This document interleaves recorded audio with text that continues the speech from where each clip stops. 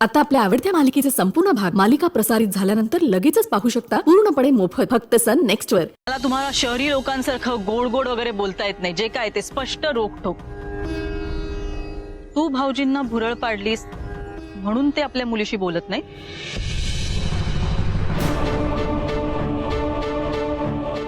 हो, काय बोलताय तुम्ही? हे असं काहीही झालेलं नाहीये।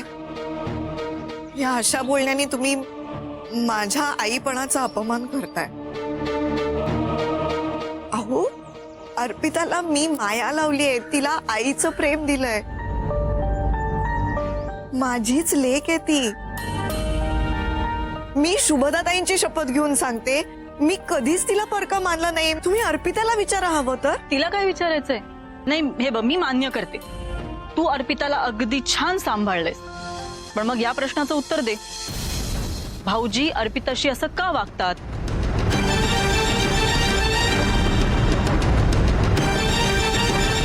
नाही सांगणार? ठीक आहे, मी माझ्या पद्धतीने शोधून काढीन, आणि या परिस्थितीला जो कोणी जबाबदार असेल त्याला मात्र मी सोडणार नाही। वसुधाताई थांबा प्लीज, ऐका मी काय सांगते ते। सत्य हेच आहे, अर्पिता बाळ असल्यापासूनच यांनी कधी बघितलंच नाहीये तिच्याकडे। गेली कित्येक वर्ष मी अर्पिताला यांच्या रागापासून दूर ठेवण्याचा प्रयत्न करते। शुभदाताईंचं लग्न झालं आणि 10 वर्ष त्यांना मूलबाळ झालं नाही, आणि जेव्हा दिवस राहिले तेव्हा डॉक्टरांनी त्यांना सांगितलं होतं। थोडं कॉम्प्लिकेटेड आहे। शुभदाच्या पोटात जे बाळ वाढतंय ते तिच्या गर्भाशयात वाढत नाही। पण बघ, उपाय पण काहीतरी असेलच ना? यावर उपाय एकच, termination. We have to abort this pregnancy. पण शुभदाताईंना ते बाळ हवं होतं, आणि त्यांना माहिती होतं की यांना सुद्धा बाळ हवंय, म्हणून शुभदाताईंनी तो धोका पत्करला। पण काही झालं ना तरी मी ह्या बाळाला जन्म दिला। त्यांनी या धोक्याविषयी कुणालाही कळू दिलं नाही, पण डोहाळ जेवणाच्या वेळी यांना सगळं कळलं। काकू, मला काळजी आहे ना ती तिच्या डिलिव्हरीची। चमत्कार झाला तरच तिचा प्राण वाचू शकतो। मला काहीही होणार नाही। तुला त्रास देऊन या जगात येणारं बाळ मला नकोय। अरे असं नको ना बोलूस प्लीज। हे बाळ आपल्यासाठी किती महत्वाचं आहे तुला माहिती आहे ना?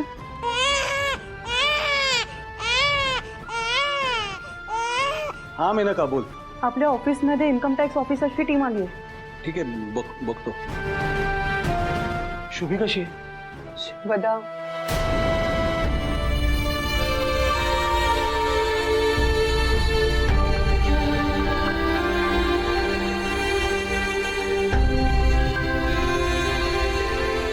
गौतम, एकदा बघ ना तुझ्या मुलीकडे। माझ्या शुभीला मारून ही जन्माला आली, त्या क्षणी ही मला कायमची मेली। एका सुंदर बाळाला जन्म देऊन तुमची बहीण देवाघरी गेली, पण मला खात्री येते ती आनंदाने गेली असेल। त्यांची आई होण्याची इच्छा पूर्ण झाली होती। त्यानंतर अनेक काळाने मी यांच्या आयुष्यात आली। बायकांच्या आयुष्यात बायका लग्न झाल्यानंतर आई होतात, पण मी लग्नाच्याच दिवशी आई झाली। लग्नाची भेट म्हणून मी अर्पिताला स्वीकारलं। त्या दिवसापासून अर्पिता माझी लेक झाली। पण तिच्या बाबांनी त्यांचा निर्णय नाही बदलला. आता योगायोग म्हणा किंवा नशीब म्हणा, अर्पिता जेव्हा जेव्हा यांच्या समोर आली तेव्हा तेव्हा यांच्या आयुष्यात काही ना काहीतरी वाईट घडत गेलं. आणि म्हणूनच कदाचित हे अर्पिताला अपशकुनी मानत गेले.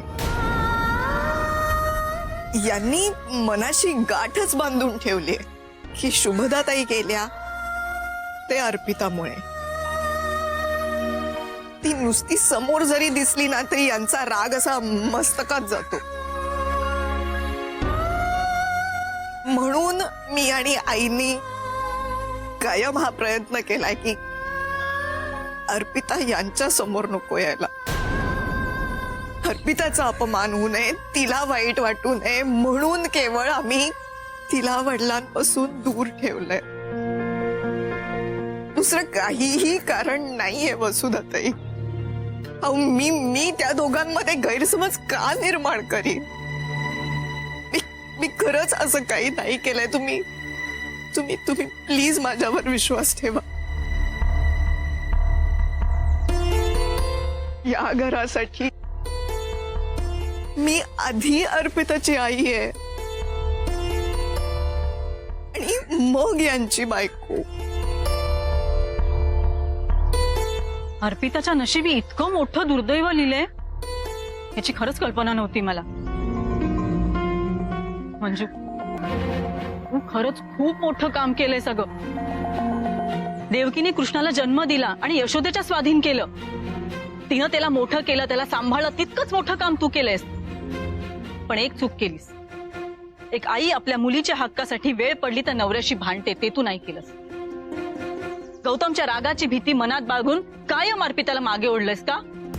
का नाही कधी तिचा हात असा घट्ट धरून त्यांच्या समोर उभं केलंस? आणि का नाही जाब विचारलंस त्यांना की या मुलीला जन्माला घालायला तुम्ही ही तितकीच कारणीभूत आहात? बाप म्हणून तुमचं काही कर्तव्य नाहीये? फक्त एकदा जरी त्यांना सांगितलं असतंस ना की तुम्ही अर्पिताशी परत असं वागलात तर तिला घेऊन मी घर सोडून निघून जाईन. तू नाही केलं. पण अर्पिताची खरी आई असती तर तिने हे केलं असतं.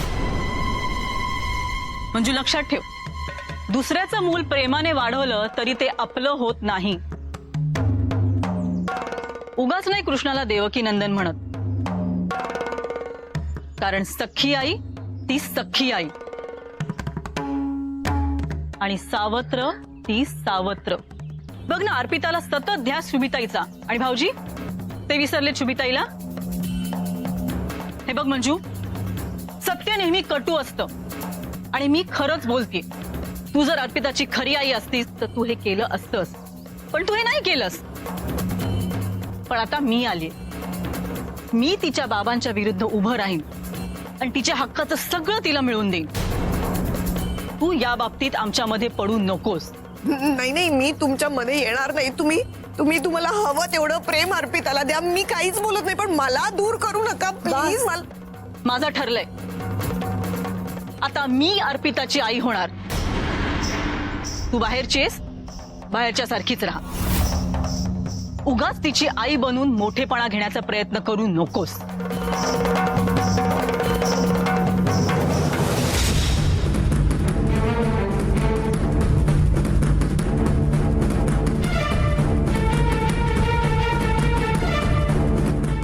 आता मी अर्पिताची आई होणार. तू बाहेरचीस, बाहेरच्या सारखीच राहा. उगाच तिची आई बनून मोठेपणा घेण्याचा प्रयत्न करू नको. आता मी अर्पिताची आई होणार. आता मी अर्पिताची आई. बाहेरचीस, बाहेरच्या सारखीच राहा. बाहेरचीस, बाहेरच्या सारखीच. तिची आई बनून मोठेपणा घेण्याचा प्रयत्न, तिची आई बनून मोठेपणा घेण्याचा प्रयत्न करू नकोस. आता मी अर्पिताची आई होणार. उगाच तिची आई बनून मोठेपणा घेण्याचा प्रयत्न करू नकोस.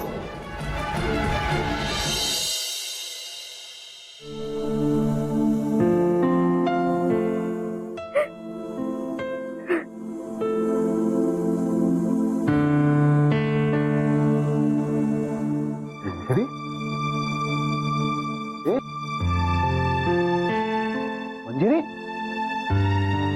हे अगं काय झालं? काही नाही. का खोटं बोलतेस तू? चेहरा दिसतोय, रडतेस. आणि तू अशी या पद्धतीने रडतेस म्हणजे कोणीतरी बोललंय तुला टोचून काहीतरी. हा, तुला बोललंय का कोणी काहीतरी? हा?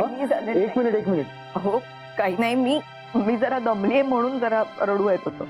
काय झालंय सांग मला. हे बघ, ह्या घरात एकच अशी व्यक्ती आत्ता आहे जी तुला असलं काहीतरी बोलेल. सांग काय म्हणाली वसुधा? असं काहीही झालेलं नाहीये, तुम्ही नका ना विचार करू. हो, पण तू का लपवतेस माझ्यापासून या गोष्टी? मुळात मी म्हटलं होतं तुला, त्या बाईला आपल्या घरात आणणं हे चूक होतं. ती इथे फक्त सूड उगवायला आली. माझ्यावर राग आहे तिचा, पण त्यासाठी जर ती तुला त्रास द्यायला लागली ना, तर त्या बाईला आत्ताच्या आत्ता इथं हाकलून देणं हा एकच पर्याय आहे. आणि त्यासाठी एकच गोष्ट करू शकतो मी. अहो काय ऐका तरी तुम्ही. अहो वसुधा,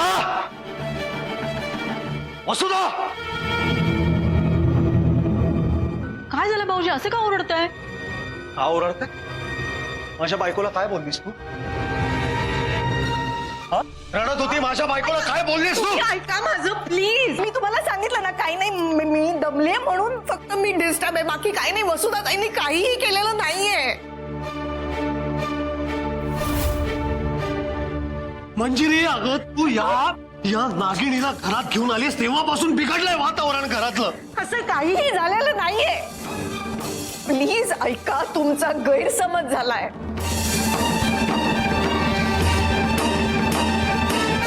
तुम्ही शांत होता का? डोक्यात राग घालून घेऊ नका. त्याच्यामुळेच घरातले सगळे प्रॉब्लेम झाले.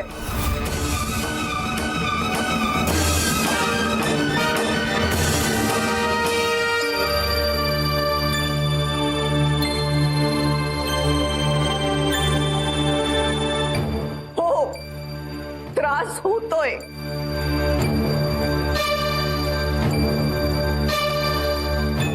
कारण प्रत्येक वेळी तुम्ही तुमचं डोक्यात काहीतरी ठरवून टाकता आणि वाद घालायला लागता. पाच आता वाद नकोय, थांबवा वाद.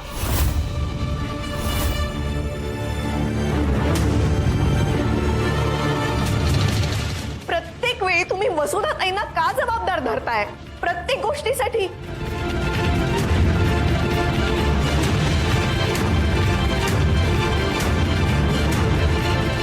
आज माझ्या काही प्रश्नांची उत्तरं द्याच तुम्ही.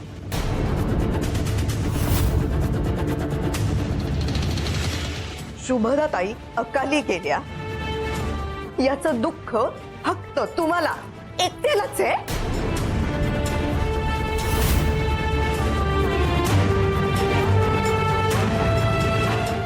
बाकी कुणालाच नाही?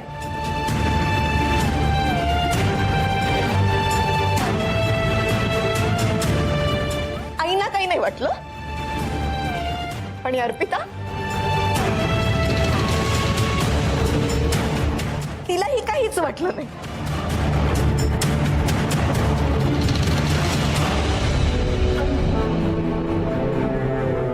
अहो, अर्पिताने तिच्या आईला कधी बघितलंही नाहीये.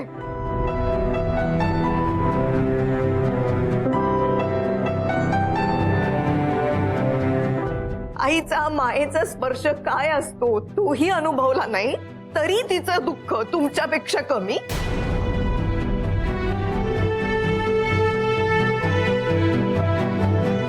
वसुधा ताई सख्खी बहीण आहे. लहानपणीपासूनच्या किती आठवणी असतील त्यांच्या, त्यांनाही त्रास होत नाही, तोही तुमच्यापेक्षा कमी?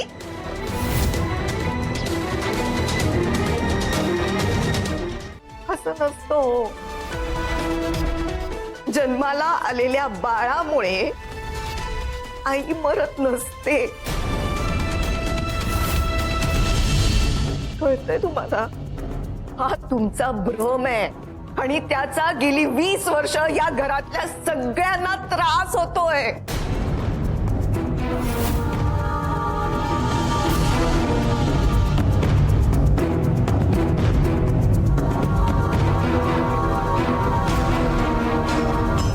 जेव्हा बाळ जन्माला येतं ना, तेव्हा आई सुद्धा जन्माला येते. अहो,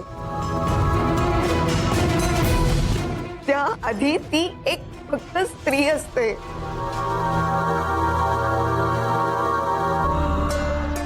दुर्दैव हे आहे की आपल्या घरातली आई गेलीये, ती सुद्धा मेडिकल कंडिशन्स मुळे.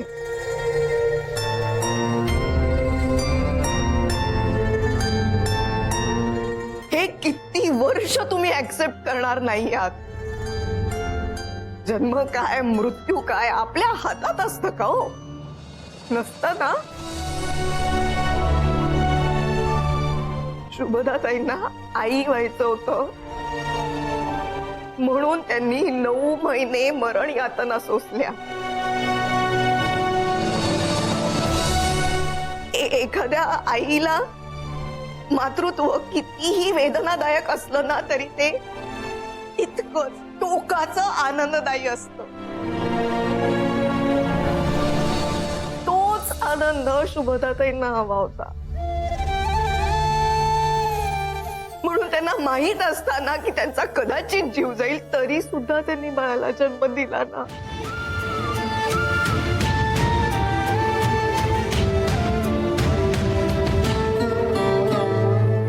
म्हणजे खरं तर अर्पितानी शुभदाताईंना आई होण्याचा आनंद दिलाय.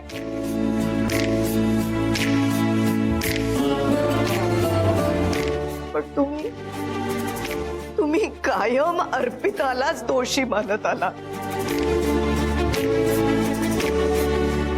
तिच्यामुळे काही झालेलं नाहीये हो.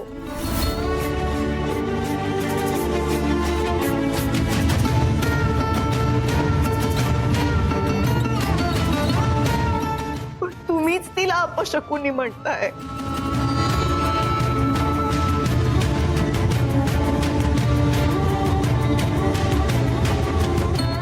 गेली 20 वर्ष अर्पितावर होणारा अन्याय आम्ही सगळे सहन करतोय.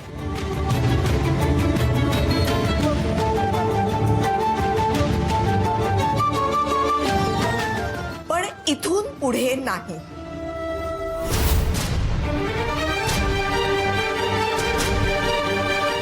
मी सहन करणार नाहीये.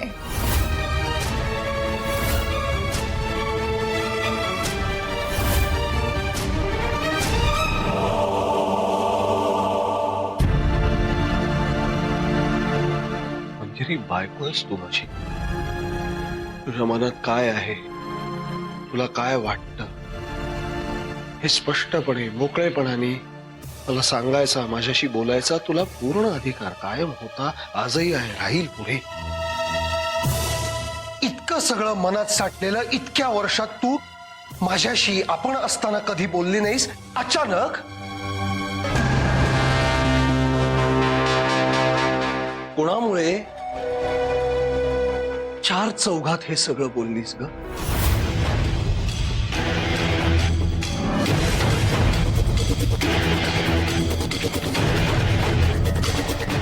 मंजिरी जे बोलती ते सत्य आहे आणि खरं बोलण्यात काय चूक आहे?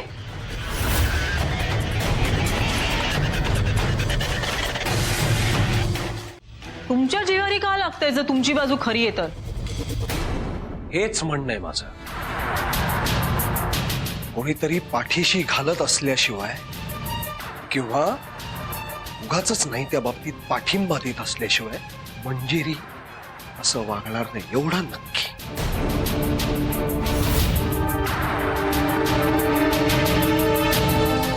आपुलकीचा अर्थ पाठीशी घालणं होत नाही.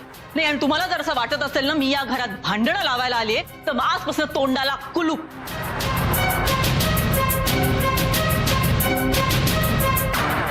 नाहीतरी काय मी या घरात आश्रितच आहे. मग आश्रितांनी आश्रितासारखंच राहावं, शांत.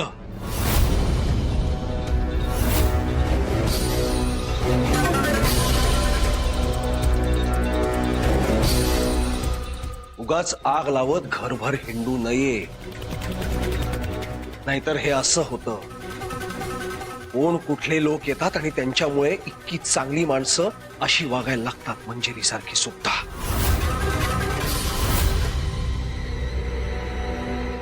हो खरं आहे हे. हो आहेच, माहितीये मला. आणि खरं आहे ना, तर मग आत्ताच्या आत्ता इथून निघून जायचं. चला.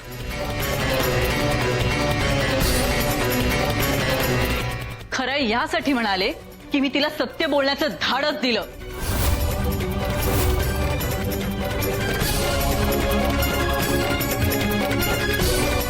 मी चुकीचं आहे असा त्याचा अर्थ होत नाही. हा माझ्या कुटुंबाचा, माझ्या माणसांचा प्रश्न आहे, आमचा प्रश्न आहे.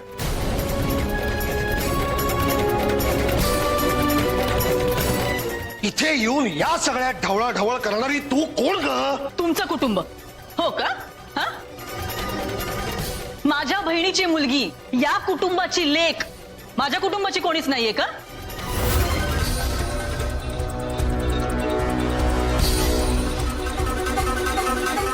मी तिच्या बाजूने आणि मंजिरीच्या बाजूने बोलते, मग त्यात काय चूक आहे?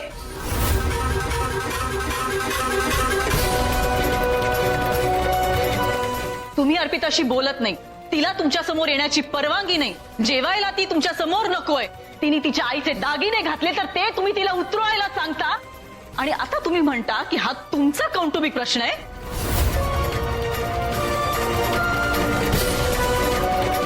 नाही, हे माझ्या शुभीताईचे कौटुंबिक प्रश्न आहेत.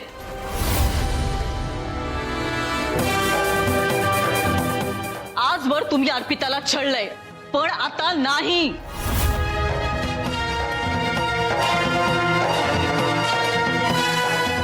कारण मी तिच्या बाजूने उभी आहे.